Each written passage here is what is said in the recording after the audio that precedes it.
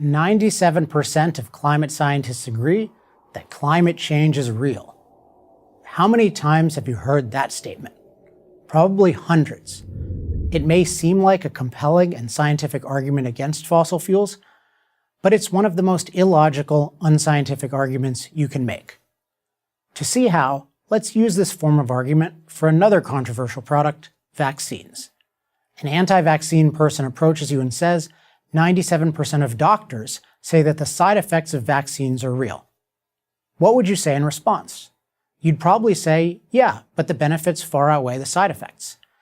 By saying that 97% of doctors agree that vaccine side effects are real, without mentioning any of the benefits of vaccines, the anti-vaccine activist is trying to get you to look at the potential dangers of vaccines out of context.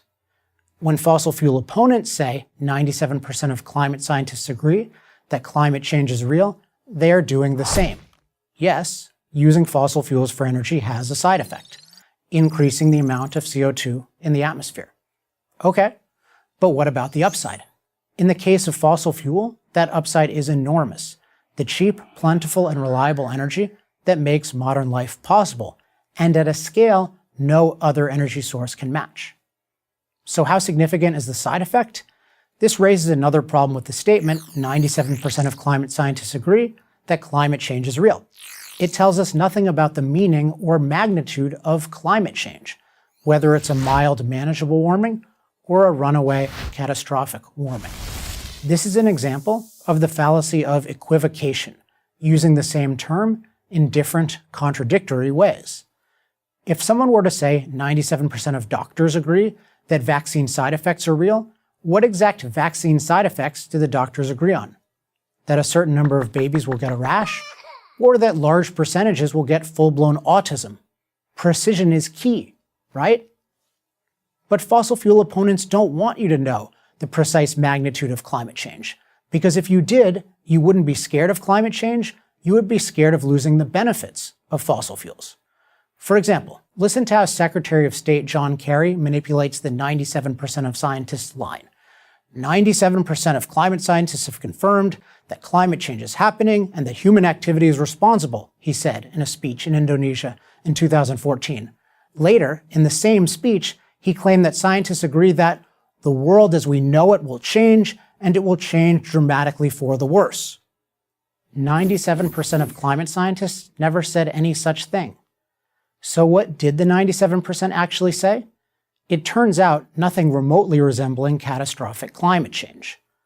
One of the main studies justifying 97% was done by John Cook, a climate communications fellow for the Global Change Institute in Australia. Here's his own summary of his survey. Cook et al. Found that over 97% of papers surveyed endorsed the view that the Earth is warming up, and human emissions of greenhouse gases are the main cause. Main cause means over 50%. But the vast majority of papers don't say that human beings are the main cause of recent warming. In fact, one analysis showed that less than 2% of papers actually said that. How did Cook get to 97% then? First, he added papers that explicitly said there was man-made warming, but didn't say how much. Then he added papers that didn't even say there was man-made warming, but he thought it was implied.